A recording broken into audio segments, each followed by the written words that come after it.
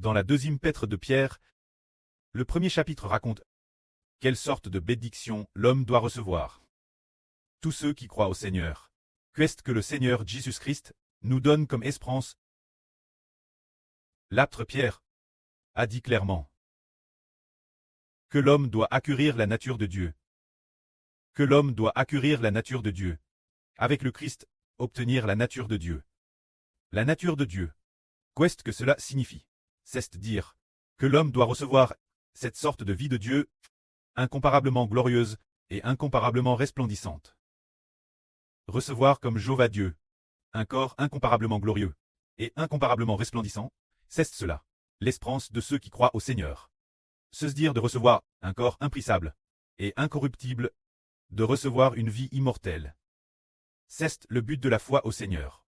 Frère Hébert va lire, concernant la deuxième épître de Pierre, ce qui y est dit, concernant l'obtention de cette bénédiction.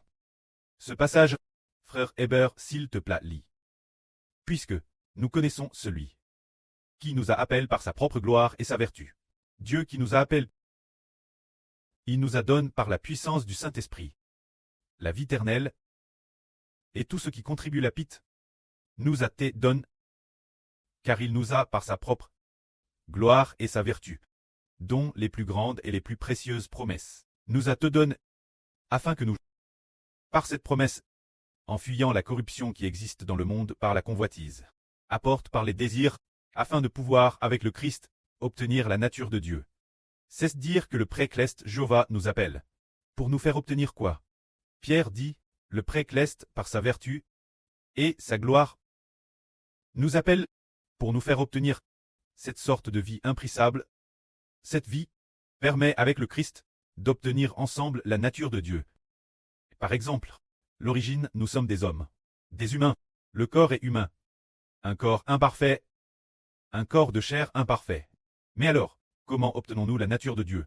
L'avenir ce sera un corps resplendissant d'une lumière incomparable, semblable au Créateur, le corps du précleste Jéhovah. L'origine notre vie intérieure. La vie qui habite l'intérieur du corps est humaine. L'esprit venant de l'homme vient de l'homme, des parents. Un esprit venant de la chair terrestre a. C'est un homme imparfait, mais après ce que le précleste Jéhovah nous a fait renaître. L'esprit intérieur. La vie intérieure est une vie éternelle. C'est cela de la nature de Dieu. Une vie incomparablement glorieuse, un clas incomparablement glorieux. Alors le précleste, par sa vertu et sa gloire, nous appelle. Qu'est-ce qu'il nous appelle faire?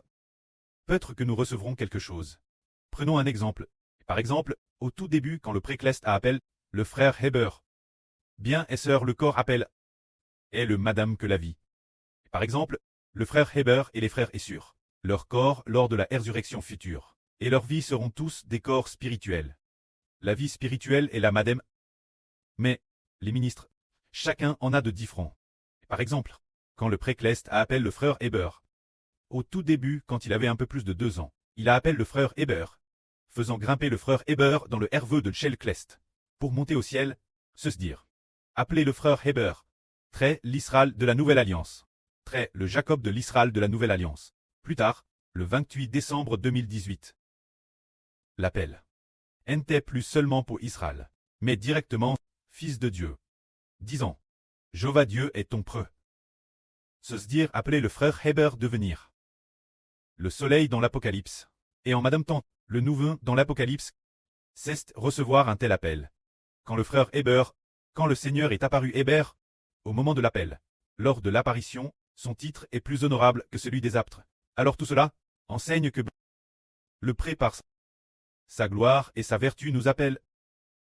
Le moment venu, selon ce que le pré juge bon, selon notre propre foi et nos efforts, nous accordera des clestes, différentes récompenses. Ce qui est identique, c'est que le corps et la vie sont les madem. Tous deux sont la vie éternelle. Le corps éternel, le corps incorruptible. Ce qui diffère, c'est le ministre de chacun, le titre de chacun. Les fonctions exercées au ciel, les ministres, semblent très différents. Par exemple, nous voyons, quand la sur Zaowan a été appelée, c'est le Seigneur qui lui est apparu. Ce 28 décembre 2023. Le Seigneur avec un éclat d'une gloire incomparable. dans une vision, est apparu la Sœur Zhao Wan. Lors de son apparition, il a mis une lumière extrêmement blouissante, tel point que la Sœur Zhao Wan pouvait peine garder les yeux ouverts. C'est un peu comme ce qu'elle dit souvent. Cette Sknen ressemble un peu celle. Oh, Pierre allait vers Damas. Le Seigneur est apparu dans le ciel. Et les yeux de Pierre sont devenus aveugles. Mais, la Sœur Zhao Wan, ses yeux ne pouvaient presque plus le supporter, mais sans pour autant devenir aveugles. Et le Seigneur a dit, la Sœur Zhao Wan, mon enfant, ne crains pas.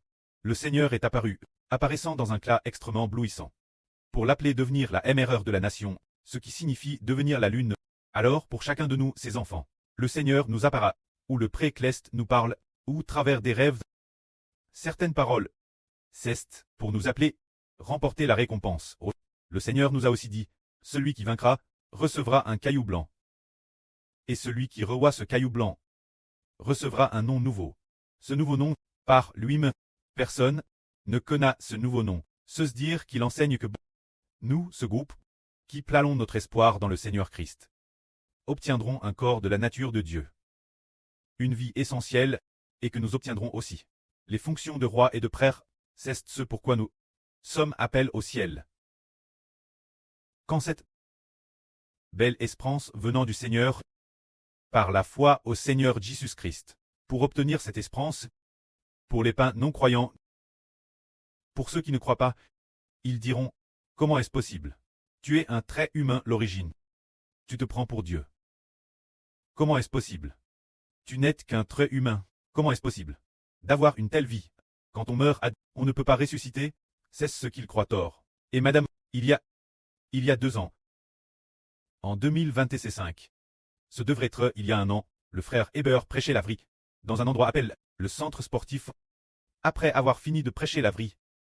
Et alors continuellement, chaque matin il y avait un couple de vieux frères et sœurs qui dansaient par le tout PRS. Ils venaient toujours pour faire de l'exercice et danser. Ils étaient retraits, mais ils étaient des frères religieux de la religion. Des frères et sœurs chers, tiens, il semble que chaque semaine, ils allaient Elbas pour se réunir. Alors le frère Heber ayant fini de prêcher, s'adresse eux, et leur a demandé, frères et sœurs, vous, si vous allez aussi à l'église, pourquoi allez-vous à l'église? Ils ont répondu, pour la paix et la joie. Regarde frère, regarde mon cou, je porte une croix. Alors la sœur a soulevé son vêtement, pour la montrer au frère Heber. Sa croix, t'es en jade. Elle a dit, qu'elle portait toujours cette croix, qu'elle la portait tout le temps, et qu'aller l'Élgélise c'était juste, pour la paix et la joie. Heber a dit, sur la ne sais-tu pas que ceux qui croient au Seigneur croient pour avoir la vie éternelle. C'est pour la vie éternelle qu'on croit, pas pour aller à l'église, chercher la paix et la joie. Nous ne croyons pas non plus en l'église, mais au Seigneur Jésus-Christ. Pas en un bâtiment d'église, mais au Seigneur Jésus pour obtenir la vie éternelle. La sœur a dit, ah, la vie éternelle c'est impossible, mais la paix et la joie c'est bien reul. Depuis que je vais à l'église, j'ai eu beaucoup de paix et de joie. Par exemple, une fois, un mur s'est soudainement effondré, et juste 1 ou 2 minutes après mon départ, ce mur s'est effondré immédiatement, ce qui prouve que ma foi dans le Seigneur m'apporte la paix et la joie. Qu'en penses-tu, frère? Jeune frère, qu'en penses-tu? Ce fait de croire au Seigneur pour obtenir la vie éternelle, c'est impossible. Moi, je crois au Seigneur, depuis 20 ou 30 ans, et je n'ai jamais entendu dire que croire au Seigneur donne la vie éternelle. Alors, frère et sœur, voyez-vous cela? Ces gens de la religion, ils ne savent madame pas que croire au Seigneur donne la vie éternelle. Madame le frère Heber au début, dans une église de maison, peut-être pendant plus de 6 mois. Mais le pasteur n'a jamais dit que croire au Seigneur t'est pour la vie éternelle. Chaque semaine, le samedi, le mercredi, il y avait des réunions le soir et le samedi après-midi. À l'époque, il y avait 1 ou 2 centaines de personnes, peut-être plus de 100 personnes. Le pasteur qui y prêchait n'a jamais dit que l'on croit au Seigneur pour obtenir la vie éternelle. Il parlait de toutes sortes de vrais bibliques, mais il ne disait pas clairement que croire au Seigneur, c'est précisément pour obtenir la vie éternelle et pour recevoir le Saint-Esprit. Pourtant, nous voyons que l'apôtre Pierre a dit qu'en croyant au Seigneur, on doit obtenir la nature de Dieu. En entendant le frère Heber dire que croire au Seigneur permet de ressusciter pour devenir des rois et des prêtres, de devenir des vies nobles et glorieuses, de devenir le genre de vie glorieuse et infiniment lumineuse de Dieu et du Seigneur. On voit donc que nous comprenons tous ceux qui croient au Seigneur, ceux qui comprennent la vraie, ont une espérance, qui est l'espérance de la résurrection d'entre les morts. Le Seigneur Jésus-Christ est ressuscité des morts, et l'avenir nous ressusciterons aussi d'entre les morts. Seulement après la résurrection d'entre les morts, ce ne sera plus. Ce genre de corps imparfait, ce ne le sera plus. Mais ce sera un corps parfait, comme celui du grand Dieu Jéhovah. C'est dire que ceux qui sont inscrits dans le livre de vie de l'agneau recevront tous ce genre de corps. Quant aux personnes du livre de vie, elles recevront le genre de corps qu'avait Adam et l'époque de l'Adam parfait. C'est la belle promesse que Dieu nous a faite. Alors les traits célestes deviennent des corps spirituels, tandis que les traits terrestres, les habitants de la terre, deviennent de parfaits corps de chair, qui sont aussi des corps immortels.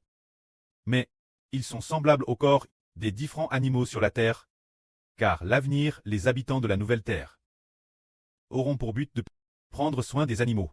De prendre soin des animaux, oui. Leur but est de prendre soin des animaux. L'origine, les animaux ont été faits de boue. Et au début Adam a également été fait de boue.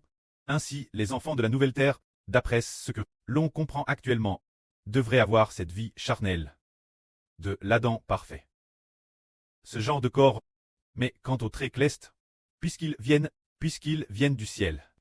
Ce genre de vie, cela signifie qu'ils doivent obtenir ce genre de corps spirituel du Seigneur Christ.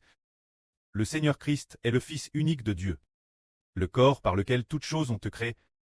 Par conséquent, les traits célestes sont extrêmement nobles.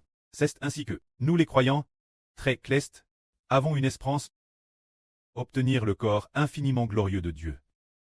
D'obtenir cette vie infiniment glorieuse, que la gloire soit rendue auprès et au Seigneur. Amen.